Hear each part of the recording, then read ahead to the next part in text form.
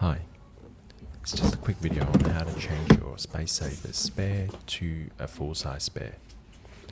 So after you take off your boot cover, remove the tools, and then remove the set and lock nut that holds your Space Saver spare.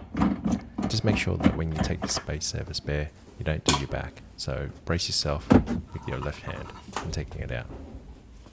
Now, also take away the foam that's there to lift the Space Saver.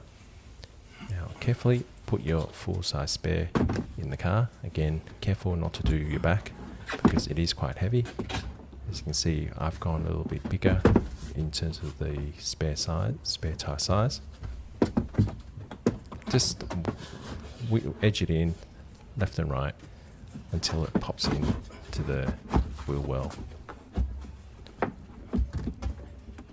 Also check that the wheel is centered and the center bolt aligns with the lock nut that I've just put on right now.